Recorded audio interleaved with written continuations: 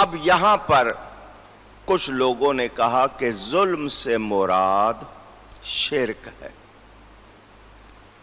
سمجھنے کی بات کیا ہے کہ کفار کے لیے، کافروں کے لیے سخت عذاب مقدر ہے، ان کا مقدر ہے شدید اور سخت عذاب، اور خدا ترس انسان کو عذاب الہی سے ہر وقت بچنے کی، ڈرنے کی کوشش کرنی چاہیے، اس لیے کہ جب عذاب آ جاتا ہے پھر نہ برا بچتا ہے نہ ہی نیک بچتا ہے۔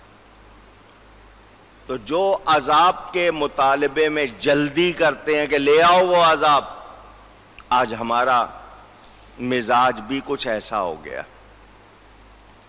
صاف لفظوں میں ہمارے مرد، عورت، بوڑھے، بچے، جوان یہ باتیں کر دیتے ہیں، دیکھ لیں گے جو ہوگا، دیکھا جائے گا، دکھا لو، کر لو، اس طرح کی بات۔ کوئی ان سے کہے کہ اللہ سے ڈرو، کیا ہو جائے گا، کیا ہو جائے گا، آگے سے یوں کہتے ہیں ہم، تو یہ باتیں اچھی نہیں۔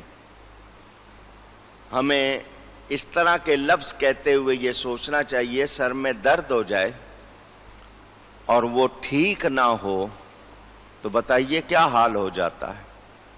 وہ درد بھی ہم برداشت نہیں کر پاتے، چہ جائے کہ ہم کہیں عذاب آئے اور ہم دیکھ لیں گے کیا ہوگا، زیادہ سے زیادہ کیا ہوگا، دوزخ میں چلے۔ یہ اس طرح کے لفظ کہنا معاذ اللہ بڑی سخت بات ہے۔ ٹھٹھا کرنا، مخول کرنا، تمسخر کرنا یہ اچھی بات نہیں۔ عذاب الہی عام ہو تو، یہ دھیان سے سن لیں، عذاب الہی عام ہو تو اس میں نیک بھی پس جاتے ہیں، اور مالک کی مرضی وہ جیسے چاہے کرے۔ ایسے وقت کسی نیک کا عذاب میں مبتلا ہو جانا اللہ کی طرف سے ظلم نہیں ہوگا اور نہ ہی اسے برا کہا جائے گا۔ کیا مطلب اس معاشرے کا حصہ رہتے ہوئے کیا ہو رہا ہے، کیا کیا جا رہا ہے؟ ہم تو آج نصیحت سے بھی ڈرتے ہیں، نہیں کوئی بات نہیں کرو بھئی، کہیں مجھ پر مصیبت نہ آ جائے۔ تو جو سچ نہیں بولتے، روکتے نہیں ہیں، پھر وہ بھی ساتھ میں پس جاتے ہیں۔ یہ بات میں نے آپ کو کئی مرتبہ سنائی ہے۔ اللہ تعالیٰ نے ایک بستی کو الٹنے کا حکم دیا، فرشتوں کو کہا اس بستی کو الٹ دو، اپ سائڈ ڈاؤن کر دو، پلٹ دو۔ فرشتوں نے عرض کی یا اللہ اس میں ایک تیرا نیک بندہ ہے جس نے کبھی گناہ نافرمانی کا ارتکاب نہیں کیا، نیک ہے، فرمایا اس کو بھی الٹ دو۔ یا اللہ اس نے کبھی گناہ نہیں کیا، فرمایا اس کو بھی الٹ دو۔ کیوں؟ کہ اس کے سامنے گناہ ہوتا ہے اور وہ روکتا ٹوکتا نہیں۔ اب وہ ماں باپ یا وہ بڑے جن پر ذمہ داری ہے، ماں ہو، بڑی بہن ہو، بڑا بھائی ہو، دادا دادی، نانا نانی، استاد پیر، وہ غلط بات پر روکیں ٹوکیں نہ۔ انداز صحیح ہونا چاہیے، سمجھانے والا، ذلیل کرنے والا نہیں ہونا چاہیے۔ نہ روکیں نہ ٹوکیں تو بتائیے وہ بھی مجرم ہوں گے یا نہیں ہوں گے؟ یہ چیز ہمیں یاد رکھنی چاہیے۔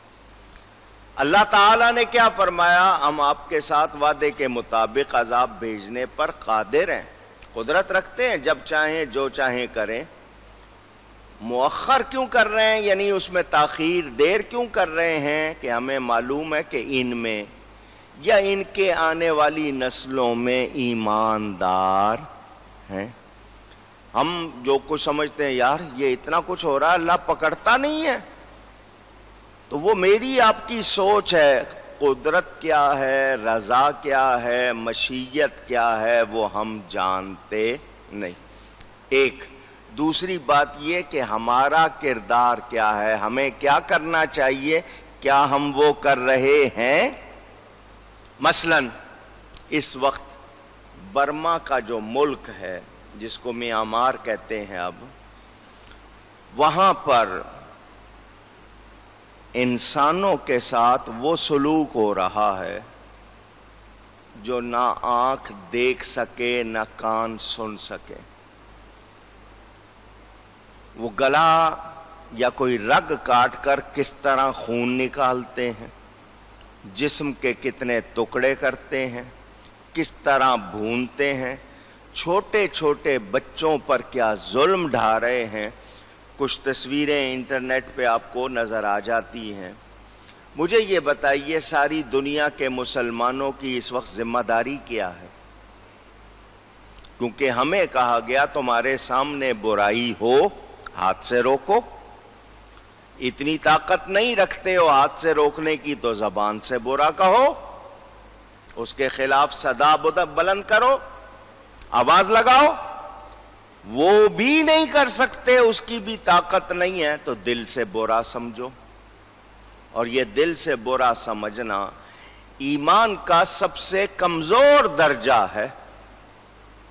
آج 56 سے زیادہ اسلامی ملک موجود ہیں، 1.5 ارب کے قریب ان کی آبادی ہے، اس کے باوجود یہ چھوٹا سا ملک، اس کے چند افراد مسلمانوں پر مظالم ڈھا رہے ہیں اور باقی مسلمان بول تک نہیں رہے۔ روکنا جا کے کچھ کرنا تو دور کی بات، بول بھی نہیں رہے، آواز بھی نہیں لگا رہے، تو پھر ہم کہیں کہ اللہ پکڑتا کیوں نہیں ہے؟ تو ہمیں کیوں نہیں پکڑ رہا؟ پھر پکڑنا تو ہمیں چاہیے جو ہم اپنا فریضہ ادا نہیں کر رہے۔ اسی لیے کسی سمجھدار نے کہا تھا، بندے نے شکایت کی جی دعا فوراً قبول کیوں نہیں ہوتی؟ تو انہوں نے کہا شکر کر کہ تیری خطا پر فوراً پکڑ نہیں ہوتی۔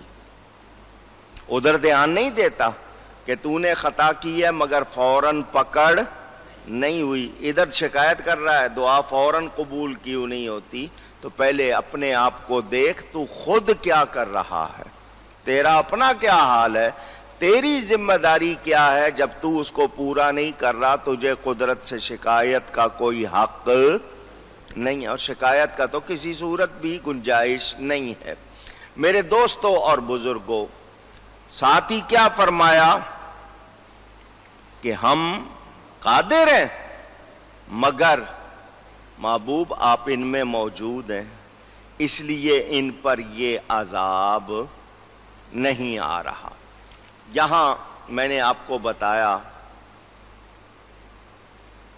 کہ ظلم سے مراد مجھے ان ظالموں کے ساتھ نہ کرنا، اس ظلم سے مراد مفسرین فرماتے ہیں شرک۔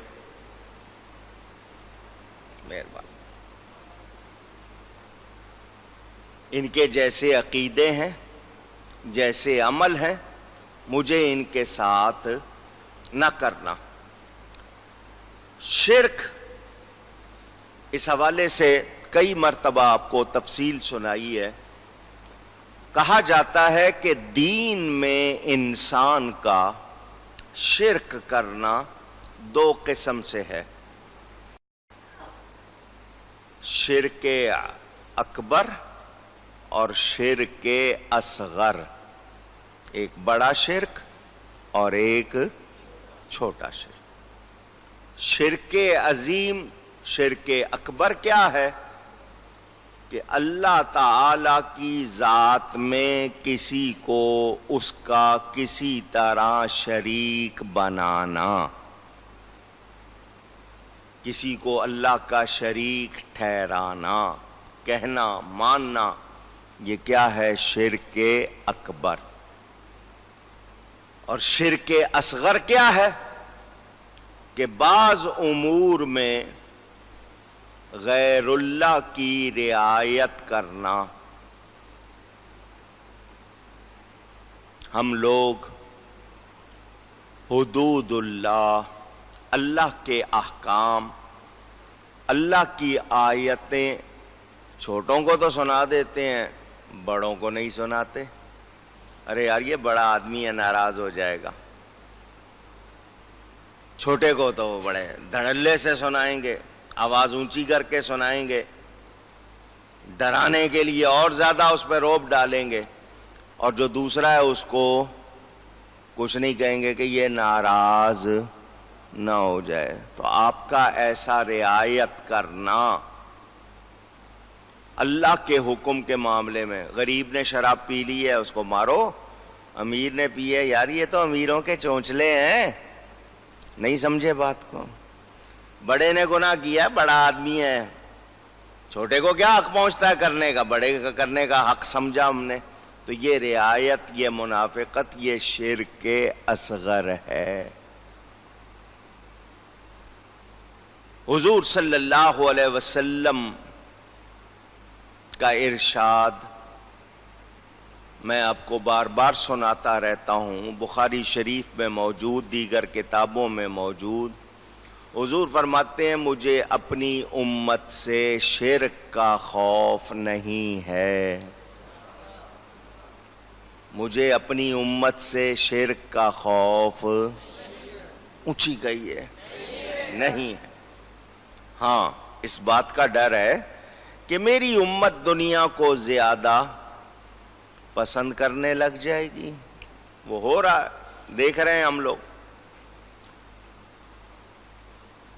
یہ ریاکاری، دکھاوا، اس کو بھی شرک اصغر کہا گیا۔ اور اگر ہم تصوف میں جائیں، صوفیوں کے ہاں وہ اور زیادہ احتیاط کرتے ہیں، وہ بہت ہی زیادہ محتاط ہوتے ہیں۔